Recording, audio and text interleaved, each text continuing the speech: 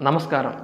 Megastar Chiranjeevi కెరీర్‌లో 150కి పైగా సినిమాలు ఉన్నా కొన్ని భారీ ప్రాజెక్ట్స్ షూటింగ్ మొదలైన తర్వాత ఆగిపోయాయి. అందులోను ముఖ్యంగా ఒక సినిమా అయితే సాక్షాత్తు ఒక ముఖ్యమంత్రి క్లాప్ కొట్టి ప్రారంభించిన మధ్యలోనే ఆగిపోయింది. ఆ విశేషాలేంటో ఇప్పుడు చూద్దాం. వీటిల్లో మొట్టమొదటిగా చెప్పుకోవాల్సింది 'వజ్రాల దొంగ'.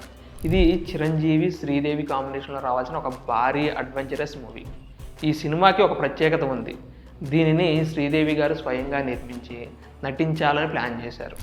తమిళనాడు దివంగత ముఖ్యమంత్రి ఎంజీఆర్ గారు కూడా ఈ సినిమాకి మొదటి క్లాప్ కొట్టి ఘనంగా ప్రారంభించారు. కానీ షూటింగ్ జరుగుతున్న సమయంలో చిరంజీవి గారికి, శ్రీదేవి గారికి మధ్య కొన్ని సృజనాత్మక విభేదాలు రావడంతో ఈ ప్రాజెక్ట్ మధ్యలోనే నిలిచిపోయింది. ఒకవేళ ఇది పూర్తయి ఉంటే 'జగదేక వీరుడు అతిలోక సుందరి' కంటే ముందే వీరిద్దరి క్రేజీ కాంబోని మనం చూసేవాళ్ళం. Next 'win'. ఇది చిరు ప్లాన్ చేసిన హాలీవుడ్ మూవీ. షూటింగ్ కొంత జరిగింది కానీ బడ్జెట్ కారణాలతో ఆగిపోయింది. నెక్స్ట్ 'వినమ్రుడు'. సంగీతం శ్రీనివాసరావు గారితో అనౌన్స్ చేసిన ఈ సినిమా కాల్ షీట్స్ ఇబ్బందుల వల్ల పట్టాలెక్కలేదు. నెక్స్ట్ 'భూలోక వీరుడు'.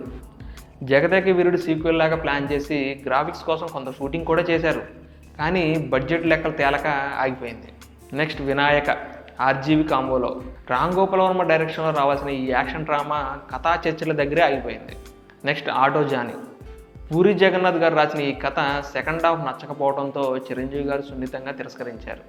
ముఖ్యంగా 'వజ్రాల దొంగ' లాంటి సినిమాలు ఆగిపోవడం మెగా అభిమానులకు తీరని లోటే అని చెప్పాలి. మరి ఈ సినిమాలో మీరు ఏది మిస్ అయ్యారని ఫీల్ అవుతున్నారు? కింద కామెంట్ చేయండి. మరిన్ని ఇలాంటి ఫిల్మ్ ఫ్యాక్ట్స్ కోసం మన ఛానల్ని సబ్స్క్రైబ్ చేసుకోండి.